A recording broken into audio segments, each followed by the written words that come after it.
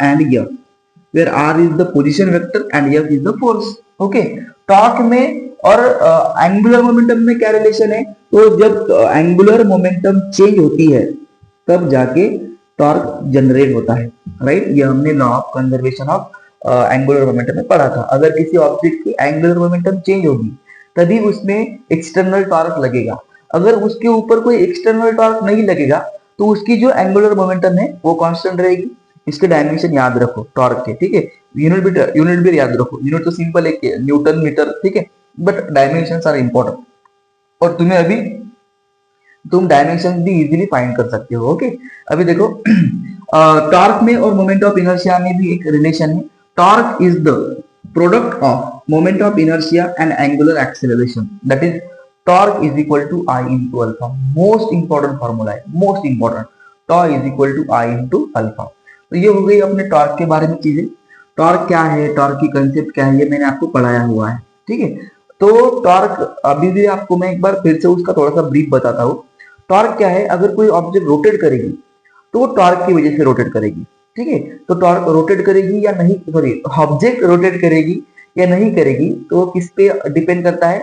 वो उस फोर्स के कैपेसिटी पे और पोजीशन वेक्टर पे डिपेंड करता है। ओके, तो वो जो फोर्स ऑब्जेक्ट के ऊपर अप्लाई हो रहा है तो उसकी जो कैपेबिलिटी है ऑब्जेक्ट को रोटेट करने की, उस कैपेबिलिटी को हम कहते हैं टॉर्क। टॉर्क की वजह से चीजें रोटेट होती है, ये मैंने आपको आराम से समझाया हुआ है, कोई लोड लेने की जरूरत नहीं है। ओके, तो ये अपना हो गया टॉर्क।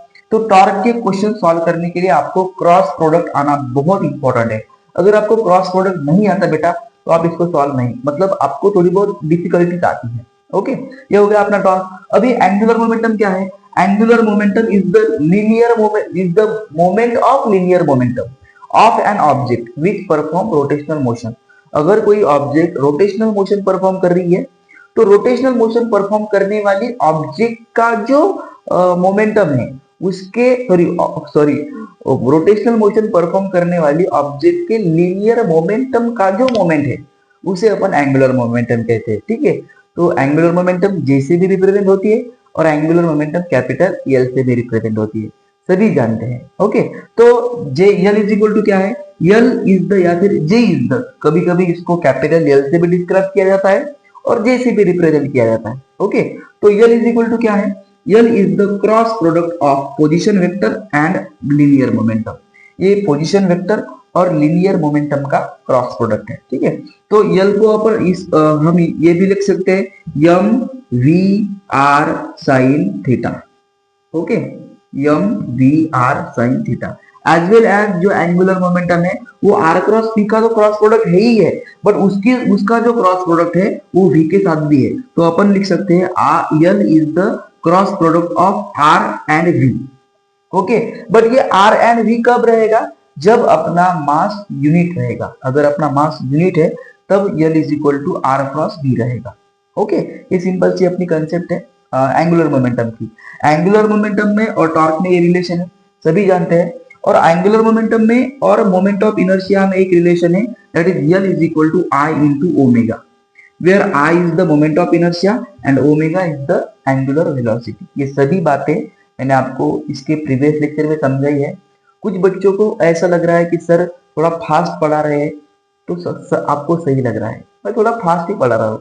क्यों पढ़ा रहा हूँ? क्योंकि ये सभी चीजें मैंने ऑलरेडी प्रीवियस लेक्चर में आपको क्लियर कर सभी चीजें प्रीवियस लेक्चर में आपकी मैंने क्लियर करी है। ओके, मैं थोड़ा बहुत कभी कभी हकलाता हूँ, नेचुरली यार, मैं कुछ नहीं कर सकता उसको, but I hope you guys understand. मतलब मैं कभी भी बोलता हूँ ना थोड़ा बहुत हकलाता हूँ, मेरी अभी वो आदत ही हो गई है, बट आपके लिए थोड़ा बहुत इंप्रूव करूंगा। Okay, but I hope you understand. तो L is equal to I into omega, ये अपना एंगुलर मोमेंटम का फॉर्मूला है।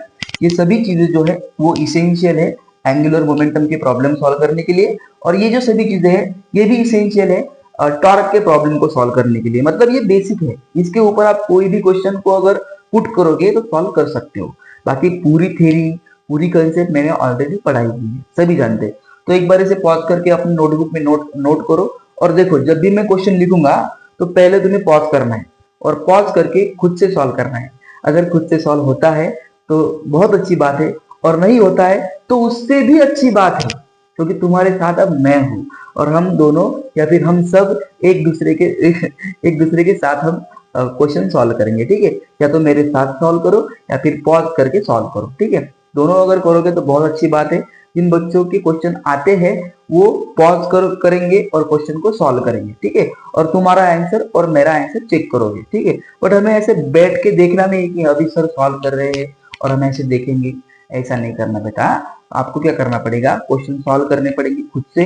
अगर नहीं आया तो मैं हूं, ठीक है, तो मेरे साथ सॉल्व करो, बट कुछ ना कुछ करो, ऐसे बैठो मत। तो अभी फिलहाल के लिए इसे पॉज करके नोट करो, ओके।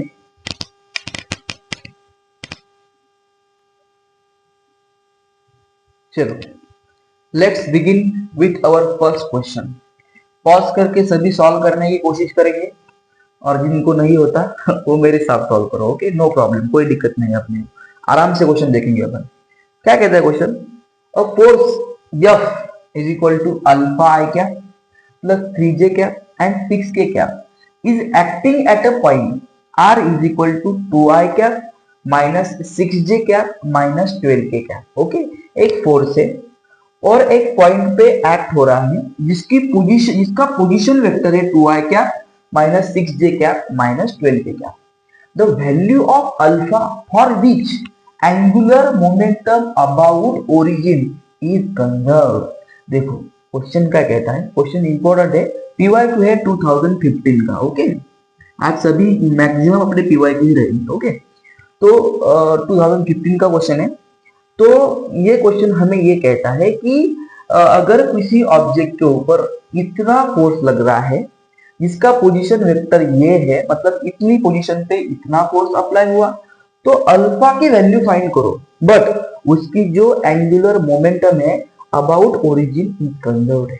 तो देखो बेटा, यहाँ पर हमें एंगुलर मोमेंटम नहीं फाइंड करनी, यहाँ पर हमें अल्फा फाइंड करना है। बट यहाँ पर एंगुलर मोमेंटम कंजर्व है, इसका मतलब क्या, law of conservation of law of conservation of angular momentum हमें क्या कहता है कि अगर एंगुलर मोमेंटम कांस्टेंट है या फिर कंजर्व्ड है तो टॉ इज ऑलवेज जीरो। इसका मतलब the cross product tau is equal to zero. इसका मतलब क्या, the cross product of R and F is equal to zero. और यही चीज तुम्हें इसका आंसर सॉल्व करके देगी, ठीक है। तो पहले हमें क्या फाइंड करना पड़ेगा, आर क्रॉस एफ। तो आर क्रॉस एफ जो किसके बराबर है, जीरो के बराबर है, ठीक है। सभी बच्चे क्रॉस प्रोडक्ट करना जानते हैं, कैसे करते हैं, आई cap J cap K cap, okay. उसके बाद आर की वैल्यू क्या है रे, 2 माइनस 6 माइनस 12। एफ की वैल्यू क्या है रे, अल्फा 3 6। करो सॉल्व। आई कैप छोड़ दिया, फर्स्ट कॉलम फर्स्ट रो छोड़ दिया, 6 6 minus 36 minus minus 12 into 3 minus 36, okay. यहाँ पे जगह भी नहीं बचती, ठीक है, लिखते हैं अपन, डोंट वरी। तो माइनस जे लिखने के बाद फर्स्ट रो सेकंड कॉलम छोड़ दो, मेरे साथ सॉल्व करो, हाँ बैठो मजे से। 6 टू द करो, 6 टू द कितना होता है 12, very good. Minus minus 12 into alpha minus 12 alpha, very good. Plus करो अभी, प्लस के क्या, चलो सॉल्व करो, के क्या कैसे करते बताओ। के क्या, फर्स्ट रो थर्ड कॉलम छोड़ दिया, 3 to the 6, very good. Minus minus 6 into alpha कितना होता है minus 6 plus minus 6 alpha, very good, okay. यहां तक सभी का आया होगा। Minus 36 minus into minus plus 36, ये हो गया जीरो, कैंसिल हो गया, ठीक है। माइनस जे 12 प्लस 12 अल्फा, और ये क्या रहेगा के इंटू प्लस के इंटू 6 प्लस 6 अल्फा, ओके। तो अगर हम जे से मल्टीप्लाई करें तो वो आएगा बार minus 12 J plus 12 alpha J, okay, plus 6 K plus 6 alpha K, okay. तो इज इक्वल टू इसका ये अपना क्रॉस प्रोडक्ट आया, बट ये क्रॉस प्रोडक्ट जो है वो इक्वल टू जीरो है, तो ये वैल्यू भी इक्वल टू जीरो रहेगी बेटा। तो इसको सेपरेटली सॉल्व करो, इसको सेपरेटली सॉल्व करो, तुम्हें अल्फा की वैल्यू मिल जाएगी। कैसे करते हैं मैं आपको बताता हूँ, डोंट वरी, ठीक है। देखो पहले minus 12 J plus 12 alpha J, इसको अपन इक्वल टू जीरो रखते हैं, ओके। तो minus 12 J plus 12 alpha J is equal to क्या आया बेटा, 0 आया। यहाँ पर माइनस 12 जे कैसा है, प्लस, वहां जाने के बाद माइनस, तो 12 सॉरी यहाँ पर माइनस 12 जे माइनस, वहां जाने के बाद प्लस, तो 12 alpha J is equal to 12 J. Okay, तो ये 12 जे कैसा है, मल्टीप्लाई को, वहां जाने के बाद डिवाइड को, तो अल्फा इज इक्वल टू क्या आया रे, 12 जे अपॉन 12 जे। ठीक है, 12 जे गेट्स कैंसिल, इसका मतलब अल्फा की वैल्यू क्या आ गई, इसका मतलब अल्फा की वैल्यू आ गई 1। आप सिमिलरली इसको भी इक्वल टू 0 कर सकते हो, आपका आंसर आ जाएगा। बट इसको ट्रिक क्या है, ये इसके अंदर ऐड नहीं हो सकता, ये इसके अंदर ऐड नहीं हो सकता, क्योंकि ये जे है और ये के है, के और जे की एडिशन नहीं हो सकती। तो अपन ने क्या किया, जे के कंसेप्ट, जे के कोएफिशिएंट को इक्वल टू 0 किया, और अगर आप के भी करोगे तो भी अल्फा की वैल्यू 1 आएगी। ठीक है, तो आप इसको भी कंसीडर कर सकते हो, इसको भी कंसीडर कर सकते हो। इन दोनों में से किसी भी इक्वेशन को आप कंसीडर करके अल्फा की वैल्यू फाइंड कर सकते हो। तो कौन सा ऑप्शन है अपना, बी ऑप्शन। तो अपना जो आंसर है वो क्या है बेटा, B is equal to 1। Okay, तो पॉज करके इसे भी आप नोट करो। आई होप जिन बच्चों ने किया होगा उनका आंसर 1 ही आया है। ठीक है, इसे पॉज करके नोट करो। चलो बेटा, एक और ब्यूटीफुल सा क्वेश्चन। ठीक है, sorry for my hand writing, but I hope आपको क्वेश्चन समझ में आ रहे होंगे। आई होप आपको सेशन भी आप इंजॉय कर रहे होंगे। अरे कुछ टेंशन मत लो रे, इसको एकदम ऐसे बिंदास फ्री होके पढ़ो, बिंदास मतलब ऐसे स्ट्रेस मत लो किसी भी चीज का, आराम से पढ़ो, कोई गड़बड़ नहीं है अपने को। अगर नहीं समझ में आ रहा तो मैं हूँ, ओके, बट डोंट वरी, हम आराम से पढ़ेंगे और इसको इंजॉय करके पढ़ेंगे, डोंट वरी, कोई गड़बड़ नहीं है। नहीं आता तो मैं हूँ, डोंट वरी। देखो क्या कहता है क्वेश्चन, बहुत ब्यूटीफुल क्वेश्चन है और सिंपल क्वेश्चन है। The angular speed of a flywheel moving with a uniform angular acceleration. अपने पास एक फ्लाईव्हील है, इसका angular speed, the angular speed of a flywheel, ठीक है, इसके एंगुलर स्पीड के बारे में चर्चा हो रही है, यहाँ पर डिस्कशन हो रहा है। Uniform angular acceleration changes from 1200 revolution per minute to 3120 revolution per minute. आराम से पढ़ो, मीनिंग समझो। एक फ्लाईव्हील है जो यूनिफॉर्म एंगुलर एक्सेलरेशन से मूव हो रहा है, ठीक है, और जिसका एंगुलर स्पीड जो है वो 1200 रिवॉल्यूशन पर मिनट से चेंज हुआ, कहां तक, 3120 revolution per minute in 16 second. 16 second में उसने अपना स्पीड 1200 रिवॉल्यूशन पर मिनट से 3120 रिवॉल्यूशन पर मिनट किया है। The angular acceleration in radiance पर सेकंड इज, तो उसका एंगुलर एक्सेलरेशन हमें बताओ, मतलब क्या फाइंड करना है आपने, तो अल्फा। तो अल्फा क्या है, alpha is the change in angular velocity with respect to time. हमें एंगुलर वेलोसिटी 2 दी गई है, मतलब हम चेंज फाइंड कर सकते हैं, final angular velocity minus initial angular velocity. But यहाँ पर दिक्कत क्या है, दिक्कत ये एक है यहाँ पर बेटा कि अपने को टाइम सेकंड में दिया है और जो रिवॉल्यूशन है वो मिनट में है, तो इसको अपने को रेडियन पर सेकंड में कन्वर्ट करना है। और बहुत सिंपल है, कुछ मत करो, 2π/60 से मल्टीप्लाई करो, विषय क्लोज। ओके, तो यहाँ पर हम पहले ओमेगा 2 फाइंड करेंगे, मतलब फाइनल एंगुलर वेलोसिटी कैसे आएगी, वो ऐसे आएगी 3120 मल्टीप्लाई बाय 2π/60। 0 0 गेट्स कैंसल, 2 1 जा 2, 2 3 जा 6, 3 1 जा 3, 0 4। तो ओमेगा 2 कितना आया रे बेटा, 104 पाई। सिमिलरली ओमेगा 1 कैसा आएगा बेटा, ओमेगा 1 क्या है बेटा, 1200 मल्टीप्लाई बाय 2π/60। 0 0 गेट्स कैंसल, 2 3 जा 3 4 जा, तो ओमेगा 1 आया अपना 40। इतना तो समझ में आता है तुमको, क्या आ गया 104 पाई, या आ गया 40 पाई। रखो यहाँ पर अल्फा इज इक्वल टू कैसे आएगा, क्या आएगा, 104 पाई माइनस 40 पाई अपॉन में 16। तो अल्फा इज इक्वल टू क्या आया रे, 100 में से 40 गए, 60 बचे, और ये 64 पाई अपॉन 16, 16 4 जा 16, तो 4 pi is our uniform angular acceleration D. ये भी दी आया, ठीक है, बहुत सिंपल क्वेश्चन था, निपटा दिया अपन ने 1 सेकंड में। ओके, पॉज करके नोट करो। ओके, देखो न्यू वन इज एडेड, 1997 का क्वेश्चन है, पीवाईक्यू ये भी, बट मुझे इंपॉर्टेंट लगा इसलिए मैं कवर कर रहा हूँ। ठीक है, बहुत सिंपल क्वेश्चन है, पॉज करके उठाओ इसको। और जिन्हें नहीं आता वो मेरे साथ उड़ा दो, बट उसको उड़ाना है अपने को, ठीक है। देखो, if there is a change of angular momentum from J to 4j, angular momentum change हो गई in 4 second, then the torque is, तो आपको टॉर्क फाइंड करना है, ठीक है। तो जब एंगुलर मोमेंटम चेंज हुई, इसका मतलब क्या, टॉर्क क्या है, टॉर्क में और अपने एंगुलर मोमेंटम में एक रिलेशन है। Torque is the DJ by dt, ये हमने कल डिस्कस किया था। डीजे बाई dt मतलब क्या, डीजे बाई dt मतलब क्या, एंगुलर मोमेंटम चेंज होगी विद रिस्पेक्ट टू टाइम, तभी टॉर्क जनरेट होगा, ओके। तो टॉर्क इज इक्वल टू क्या होगा, torque is equal two DJ by dt मतलब क्या, J2 minus J1 upon T2 minus T1 that is T, okay. तो J2 क्या है, J2 फाइनल एंगुलर मोमेंटम कितनी है 4j, माइनस इनिशियल J1 क्या है J, 4j, हमारे मराठी में J1 मतलब खाना, ठीक है, और ये T है, T मतलब टाइम कितना है 4 सेकंड, नो प्रॉब्लम।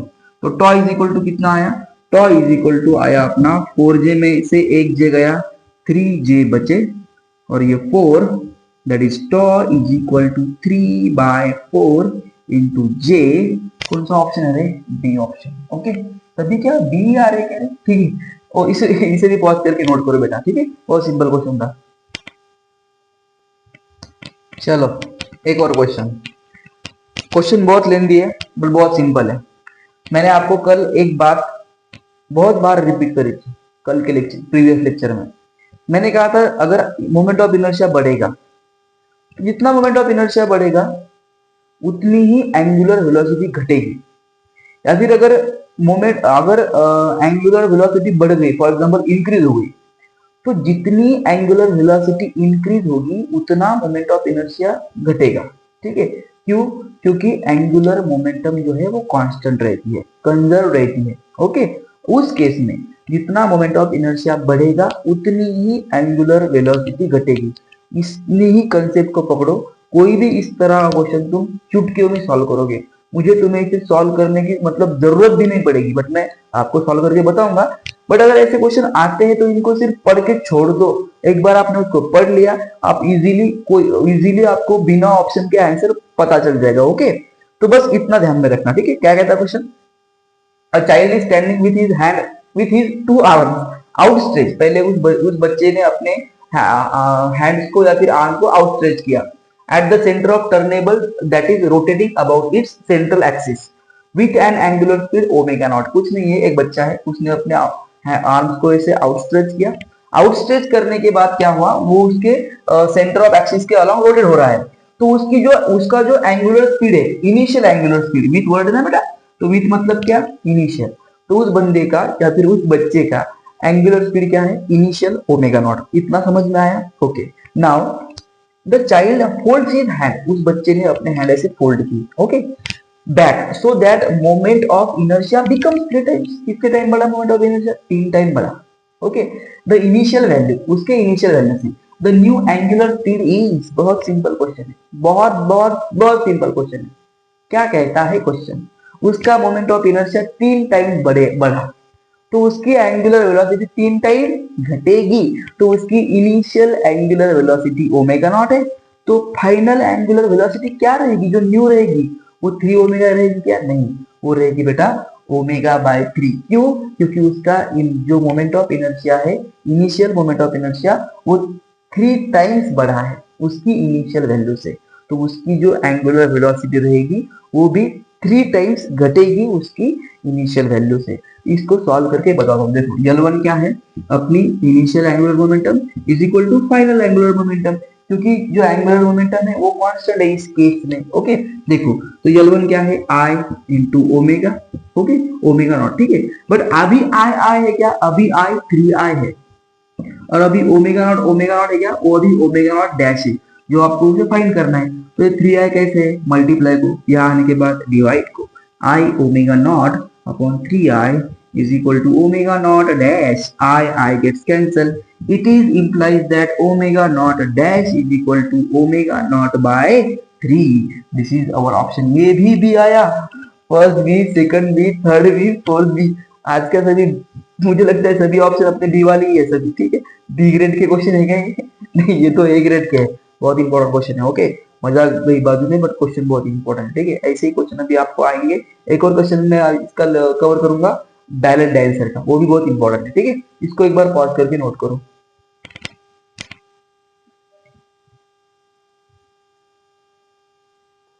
चलो एक और question, same same but different, same same but different, निपटा लो इसे, सॉल्व भी करने की जरूरत नहीं, पढ़ लो, पढ़ के मुझे बताओ इसका आंसर क्या आएगा। अभी आप तो कैसे बता सकते हो, लेक्चर तो रिकॉर्डेड कर रहा है, ओके, डोंट वरी, सपने में आके मुझे आप बता सकते हो, ओके। देखो, अब ballot dancer dancing on a smooth floor, smooth floor पे एक बैलेट डांसर डांस कर रही है, is spinning about a vertical axis with her arms folded with angular velocity of 20 radian पर सेकंड। वो बैलेट डांसर ऐसे डांस कर रही है, उसके हाथ ऐसे फोल्ड हो रहे हैं, तो अभी उसकी जो एंगुलर वेलोसिटी है वो 20 रेडियन पर सेकंड है। When she stretches her arms fully, जब वो बेचारी अपने हाथों को ऐसे स्ट्रेच करेगी, तब द स्पिनिंग स्पीड डिक्रीजेस, जाहिर सी बात है स्पिनिंग स्पीड तो डिक्रीज होगा, क्यों? क्योंकि उसका मोमेंट ऑफ इनर्शिया बढ़ गया होगा, ठीक है। इन 10 रेडियन पर सेकंड, तो उसका जो एंगुलर स्पीड है वो 10 रेडियन पर सेकंड हो गया है। If I is the initial moment of inertia, I जो है वो इसका इनिशियल मोमेंट ऑफ इनर्शिया है उस डांसर का, the new moment of inertia is, अरे यार बहुत सिंपल क्वेश्चन है, क्या कहता है क्वेश्चन, क्या कहता है, मतलब बहुत मीनिंग तो समझा दिया अपन ने। पहले एंगुलर वेलोसिटी थी 20, अभी है 10, कितनी बढ़ी या कितनी घटी, घट गई, कितनी घटी, पहले 20 थी अभी 10 है, मतलब 2 गुना घट गई, 2 टाइम्स डिक्रीज हो गई। इसका मतलब क्या, एंगुलर वेलोसिटी 2 टाइम्स डिक्रीज हो गई, बट एंगुलर मोमेंटम को कांस्टेंट रहना है, कंजर्व रहना है। इस केस में मोमेंट ऑफ इनर्शिया खुद को एडजस्ट करेगा, कितना एडजस्ट करेगा, जितनी एंगुलर वेलोसिटी डिक्रीज हो गई उतना मोमेंट ऑफ इनर्शिया बढ़ेगा। तो इस केस में एंगुलर वेलोसिटी 2 टाइम्स डिक्रीज हो गई, तो मोमेंट ऑफ इनर्शिया 2 टाइम्स बढ़ेगा, मतलब 2i। फाइनली एक क्वेश्चन में अपना ऑप्शन ए बराबर आया, पहले 4 क्वेश्चन में तो सिर्फ बी ही आ रहा था। देखो काय भी सॉल्व करते हैं अपन, L1 is equal to L2 I omega I dash omega dash, okay. तो आई क्या है अपना, इनिशियल आई है, ओके। ओमेगा कितना है रे, 20, ओके। आई डैश फाइंड करना है अपने को, ओमेगा डैश कितना है 10, मल्टीप्लाई बाय 10 मल्टीप्लाई को यहाँ के बाद डिवाइड को, तो आई मल्टीप्लाई बाय 20 अपॉन में 10 is equal to I dash, 10 टू जा that is I dash is equal to 2i, okay. बहुत सिंपल क्वेश्चन था। ऐसे क्वेश्चन मैं इसलिए कवर कर रहा हूँ ताकि बच्चों का कंसेप्ट और क्लियर हो जाए, क्योंकि ऐसे भी क्वेश्चन बन सकते हैं पेपर में, ओके। तो ऐसे क्वेश्चन के लिए भी आप रेडी रहो। तो अभी रेडी ना रहते हुए इसको पॉज करके नोट करो, एक और क्वेश्चन देखेगा अपन। चलो अभी एक और क्वेश्चन किया है आपने रेंज में, ये क्वेश्चन था, बहुत इंपॉर्टेंट क्वेश्चन है, और अभी अपने रेंज में है, ठीक है। अपने को अभी एक का दुक्का नहीं करना, अपने को डायरेक्ट 4 और 6 मारना है, ठीक है। तो क्वेश्चन बहुत सिंपल है, और इसमें थोड़ी बहुत आपका मोमेंट ऑफ इनर्शिया का भी कंसेप्ट यूज होगा। क्वेश्चन क्या कहता है, a uniform rod of length 2 metre, अपने पास एक यूनिफॉर्म रॉड है जिसकी लेंथ 2 मीटर है एंड मास 10 kg है, जिसका मास 10 kg है, is placed on a table, एक टेबल पे अपन ने उसको रखा है। It is made to rotate, तो उस टेबल पे उसको सिर्फ रखा नहीं है, उसको रोटेट भी किया है, about an axis that passes through one of its and. मैंने मोमेंट ऑफ इनर्शिया में रॉड के बारे में आपको पूरा उसको ऑपरेशन करके बताया है कि अबाउट सेंटर ऑफ एक्सिस से क्या होता है, अबाउट इट्स वन एंड में उसका मोमेंट ऑफ इनर्शिया क्या होता है। तो जिन बच्चों ने वो लेक्चर अटेंड किया है उनको 101% आएगा, जिन्होंने नहीं अटेंड किया उनको भी आएगा, क्यों? क्योंकि उनके साथ तो मैं हूं, ठीक है। देखो बेटा मैं आपको बताऊंगा, डोंट वरी, कोई टेंशन लेने की जरूरत नहीं।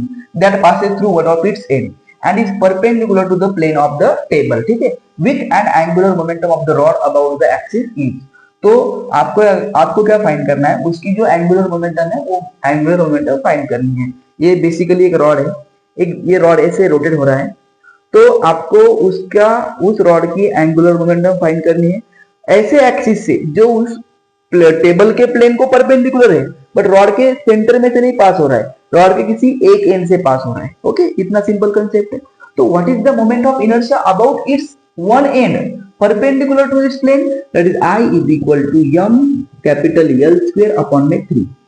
और अबाउट सेंटर क्या होता है, वो होता है I young L square upon में 12। अभी इसकी अपने को जरूरत नहीं है क्योंकि उसने centre of axis of centre of mass से उसको नहीं पास किया है, ठीक है। तो I is equal to M L square by 3। तो आई क्या आएगा अपना, यम कितना है रे, यम है, यम कितना है, यम 10 केजी, वेरी गुड, यम 10 केजी। लेंथ कितनी है रे, 2 मतलब 4, डायरेक्ट लिख सकता हूं मैं 3। ओके, ये हो गया अपना I. What is the angular momentum, J is equal to I into omega.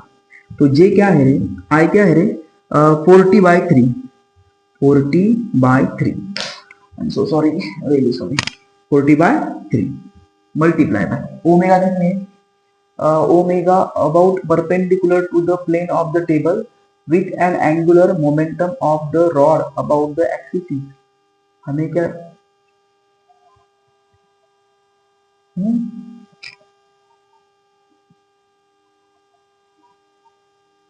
Angular momentum दी नहीं क्या, हमें दी गई है शायद, बट मैंने लिखी नहीं है। 1 मिनट, मुझे सिर्फ 1 मिनट दो, ओके, सिर्फ 1 मिनट।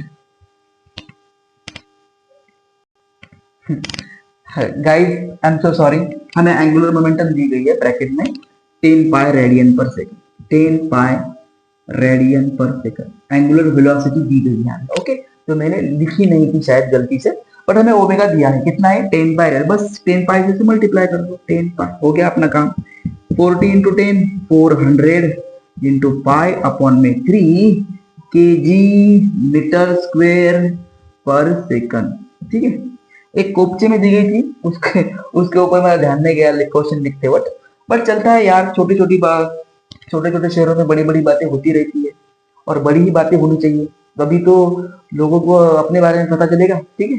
तो ये क्वेश्चन था, सिंपल क्वेश्चन है, पॉज करके इसे भी निपटा दो। इसके बाद एक और क्वेश्चन अपन कवर करेंगे एंगुलर मोमेंटम का, उसके बाद अपन 2-3 क्वेश्चन टॉर्क के भी देखेंगे, ओके। तो इसे भी पॉज करके नोट करो। अभी ये last but not least angular momentum का क्वेश्चन है, पॉज करके निपटा दो, ठीक है। क्या कहता है question, a fan of moment of inertia 0.6 KG metre square, ठीक है, is to be run up to a working speed of 0.5 revolution per second, okay, indicate the correct value of the angular momentum of the fan। Simple question है, meaning तुमने निकाल लिया होगा, क्या meaning है, एक फैन है जिसका मोमेंट ऑफ इनर्शिया है आई, जो है 0.6 केजी मीटर स्क्वायर, ओके, और उसका एंगुलर स्पीड जो है वो है ओमेगा, वो है 0.5 रिवॉल्यूशन पर सेकंड, बट एक केजी पर मीटर, केजी मीटर स्क्वायर में, तो इसको अपने को 2 पाई में कन्वर्ट करना पड़ेगा, ठीक है, रेडियन पर सेकंड कन्वर्ट करना पड़ेगा, 0.5 मल्टीप्लाई बाय 2 पाई। जानते हो कैसे करना है, सभी जानते हैं, ठीक है। अगर नहीं जानते बेटा तो कुछ नहीं करते, वो जो रिवॉल्यूशन पर सेकंड है ना, उसको सिर्फ 2 पाई से मल्टीप्लाई करते हैं, आपका आंसर आ जाएगा, ठीक है। अगर रेडियन पर सेकंड में कन्वर्ट करना है तो, और कब करना पड़ेगा, जब ये केजी मीटर स्क्वायर में है तब, ठीक है। तो 0.5 मल्टीप्लाई बाय 2 पाई क्या होता है, वो होता है पाई, ओमेगा की वैल्यू है पाई। क्या फाइंड करना है, J, J is equal to I omega, I की वैल्यू है पाई, ओमेगा कितना है रे, सॉरी, जे की वैल्यू अपनी 0.6 और ओमेगा कितना है पाई, 0.6 पाई केजी मीटर स्क्वायर पर सेकंड आई। ये तो शुरू होते ही खत्म हो गया, ये आ गया अपना आंसर डी, ठीक है। बहुत सिंपल क्वेश्चन था, इसे भी पॉज करके नोट करो, ओके। चलो, अभी एंगुलर मोमेंटम के क्वेश्चन हो गए। आई होप क्वेश्चन में से तुम्हें प्रोसीजर समझ में आ चुकी होगी कि कैसे क्वेश्चन सॉल्व करते हैं। अभी अपन दो क्वेश्चन जो है वो टॉर्क के भी डिस्कस करेंगे, और उसमें से आपको टॉर्क की भी पोजीशन समझ में आ जाएगी कि टॉर्क के क्वेश्चन कैसे आते हैं। एम्स 2013 का क्वेश्चन है अपने पास। क्वेश्चन कहता है given that force 5r cap plus 7j cap minus 3k cap newton acts on a particle at a position i cap plus j cap minus k cap metre. Force इतना लगा है कितने position पर, okay. सभी बच्चे बहुत sharp है, उनको मीनिंग समझ में आ चुका है। Find torque of this force on the particle about origin. तो ओरिजिन के अबाउट उसके ऊपर कितना टॉर्क लगेगा, ये आपको फाइंड करना है। बहुत सिंपल है, निपटा दोगे, पॉज करके नोट करो और उसको निपटा दो, ठीक है। और जिनको नहीं आता वो मेरे साथ सॉल्व करो बेटा। क्या होता है torque, torque is the cross product of position vector and force, that is R cross F. तो हमें फाइंड करना है I cap, J cap, K cap, okay. हाँ चलो, आर के पॉइंट क्या है? R is the position vector, 1 1 -1। Okay, F क्या है? 5 7 -3। तो चलो फर्स्ट रो फर्स्ट कॉलम छोड़ दिया, आई क्या first row plus column, -3 × 1 -3, 7 × -1 -7। Okay, -j। उसके बाद सेकंड रो सेकंड कॉलम छोड़ दिया, -3 × 1 -3, 5 × -1 -5। ओके, प्लस के लिखता हूँ यहाँ पे, ठीक है, प्लस के। फर्स्ट रो थर्ड कॉलम छोड़ दिया, 7 × 1 7, 5 × 1 -5। सॉल्व करो इसे। -3 यहाँ पे लिखता हूँ, ये देखो -3 ऐसे, माइनस इंटू माइनस प्लस, तो ये हो जाएगा अपने पास i इंटू -3 प्लस 7, यहाँ पे -j। Okay, -3 as it is, minus into minus plus, तो ये हो जाएगा +5 और प्लस के 7 -5, 7 -5। ओके, चलो देखते हैं। -3 + 7 4i, सभी जानते हैं बेटा। 5 -3 + 2 और ये माइनस, तो मतलब -2j और 7 -5 2k। कौन सा ऑप्शन है? 4i - 2j + 2k, 4i - 2j + 2k। This is our correct answer of this question. AIIMS का क्वेश्चन था, बहुत सिंपल क्वेश्चन था। अगर आपको क्रॉस प्रोडक्ट आता है तो आप इसको इजीली सॉल्व कर सकते हो। पॉज करके नोट करेंगे, एक लास्ट क्वेश्चन देखेंगे अपन टॉरक का, ठीक है, उसके बाद आप कुछ प्रैक्टिस भी करोगे क्वेश्चन। ओके, तो अभी इसको पॉज करके नोट करो। चलो, टॉर्क के बारे में अभी ये last but not least question है, इसे अपन डिस्कस करेंगे। उसके बाद मैं तुम्हें एक क्वेश्चन होमवर्क के लिए दे दूंगा। ओके, और उसका आंसर आपको सॉल्व करना पड़ेगा। ओके, देखो क्वेश्चन बहुत सिंपल है। The instantaneous angular position of a point on rotating wheel is given by the equation θt is equal to 2t³ - 60²। Theta जो है अपने एंगुलर डिस्प्लेसमेंट है। The torque on the wheel become 0 at, बहुत simple question है, पहले meaning समझो आराम से, कोई गड़बड़ नहीं है, बहुत सिंपल है, बहुत सिंपल, बट मीनिंग समझना बहुत इंपॉर्टेंट है। क्वेश्चन ये कहता है कि अपने पास एक रोटेटिंग व्हील है जिसकी इंस्टेंटेनियस एंगुलर पोजीशन है वो ये है, θt is equal to 2t³ - 60²। तो उसका जो उस व्हील का जो टॉर्क है वो 0 होगा। ओके, तो कितने टाइम में उसका टॉर्क 0 होगा? मतलब आपको उस रोटेटिंग व्हील की पोजीशन दी गई है और आपको कहा गया है कि उसका टॉर्क 0 होगा। तो टॉर्क 0 होने के लिए उसको कितना टाइम लगेगा, ये आपको पूछा है। ठीक है, तो टॉर्क बेसिकली है क्या? तो टॉर्क बेसिकली बेटा, torque is equal to R cross F, but हमें R दिया है बट F नहीं दिया है, तो हम उसे नहीं यूज कर सकते। बट हमें एक चीज और मालूम है, वो है tau is equal to I into alpha. तो अगर हमें एंगुलर डिस्प्लेसमेंट नोन है तो हम उस पर से जो है अल्फा फाइंड कर सकते हैं। ओके, और अगर एक बार हमें अल्फा फाइंड हो गया तो हमें एग्जैक्टली मालूम है कि टॉर्क 0 है, तो टॉर्क को 0 इक्वल करके अपन I alpha is equal to 0 इस इक्वेशन का यूज करके अल्फा की वैल्यू फाइंड कर सकते हैं। वही तो हमें फाइंड करना है, the torque on the wheel become 0 at. ठीक है, तो पहले अपन क्या करेंगे, जो है अपना अल्फा फाइंड करेंगे, उसके बाद जो है अपन टाइम फाइंड करेंगे। ठीक है, जिन बच्चों को क्वेश्चन समझना है मैं आपके लिए 5 सेकंड देता हूँ, 5 सेकंड तक इसको आप लिखो और सॉल्व करके बताओ। ओके, आपके लिए टाइम शुरू होता है अभी अभी 5 सेकंड दे रहा हूं मैं आपको। चलो हो गया, आई होप सभी बच्चों का आंसर आ चुका होगा, और अगर जिनका नहीं आया तो मेरे साथ सॉल्व करो। देखो क्या होता है, tau is equal to I alpha, तो टॉ 0 है मतलब I alpha is equal to 0 हो जाएगा। ओके, तो अभी हमें इसको इसको अल्फा फाइंड करना पड़ेगा। I तो गिवन नहीं है तो I तो 0 हो जाएगा, क्योंकि वो मल्टीप्लाई हुए वो आ जाने के बाद डिवाइड हो जाएगा। अल्फा का जो हमें इक्वेशन मिलेगा उसी पर से हम टाइम फाइंड कर सकते हैं। तो पहले उसको डिफरेंशिएट करो। एंगुलर डिस्प्लेसमेंट को एक बार अगर आप उसको डेरिवेट करोगे तो आपको एंगुलर वेलोसिटी मिलेगी। एंगुलर वेलोसिटी को अगर एक बार आप फिर से डेरिवेट करोगे तो आपको एंगुलर एक्सेलरेशन मिलेगा। बेसिकली हमें एंगुलर एक्सेलरेशन फाइंड करना है, उसके लिए हम इसे दो बार डेरिवेट करेंगे। तो चलो करते हैं। ओमेगा इज इक्वल टू क्या आएगा, d theta by dt, which is implies that d by dt into 2t³ - 60²। इसका डेरिवेशन क्या आएगा, omega is equal to derivation of dt 2t cube minus d by dt, that is derivation of 6t square with respect to t। तो ये omega is equal to, इसका derivation आता है 3 to the 6, 6t square minus 6 into 2 20। सभी बच्चों का derivation clear है, मैंने आपको आराम से पढ़ाया है। इसको एक बार फिर से डेरिवेट करते हैं अपन, D omega by D T. ठीक है, ये ओमेगा कैसे आया, मैंने इसको डेरिवेट किया। ठीक है, D omega by D T is equal to क्या आएगा, ये D by D T 6t square minus 20। D omega by D T मतलब क्या, अल्फा। तो सेपरेट सेपरेट अपन डेरिवेशन अप्लाई करेंगे। Derivation of 6t square with respect to t minus derivation of 20 with respect to t। तो ये हो जाएगा 20, alpha is equal to 20 minus 12। ठीक है, पुट करो यहाँ पर i into alpha, equation number 1। Putting this value in equation number 1, we get what we get, i alpha is equal to 0, i alpha is equal to 0। तो alpha is equal to भी 0 upon i आएगा। ये हमें क्या describe करता है कि alpha की वैल्यू 0 है। ठीक है, पुट करो यहाँ पर, अल्फा की वैल्यू क्या आई, 20 माइनस 12 इज इक्वल टू 0। ये 12 बेचारे निगेटिव है, ये आ जाने के बाद positive. 20 is equal to 12, t is equal to 1 second. तो उस ऑब्जेक्ट का जो, कहाँ है 1 सेकंड, d। तो उस ऑब्जेक्ट का जो टॉर्क है वो 1 सेकंड में 0 हो जाएगा। आई होप आपको एक सिंपल सा क्वेश्चन समझ में आ चुका होगा। पॉज करके नोट करो, जिनका नहीं आया और जिनका आया है उनके लिए अभी मैं होमवर्क क्वेश्चन दे रहा हूँ। ठीक है, इसे पॉज करके एक बार नोट करो।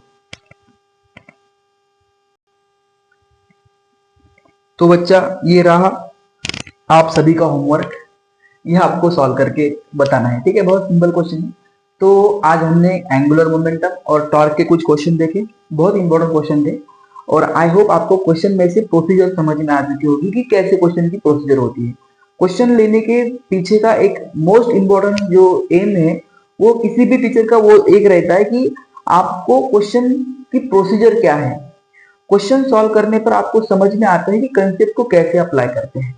तो अपन ने पहले कंसेप्ट पढ़ी, अभी उसको अपन ने अप्लाई किया। तो आज के लिए बस इतना ही था बच्चा। आई होप आप सभी को सभी क्वेश्चन समझ में आ चुके होंगे। और मैं मतलब चाहता हूँ कि आप ऐसे भी क्वेश्चन लेक्चर होने के बाद कुछ सेल्फ टेस्ट सॉल्व करो। अगर उसमें कुछ क्वेरीज आते हो तो मुझे प्लीज इन्फॉर्म करो, मैं उसके रिलेटेड आपकी अगर और भी कुछ क्वेरीज है तो उसको भी मैं आपको क्लियर करके बताऊंगा। ओके, बट आज के लिए बस इतना ही था बेटा। Thanks for watching guys and always stay blessed.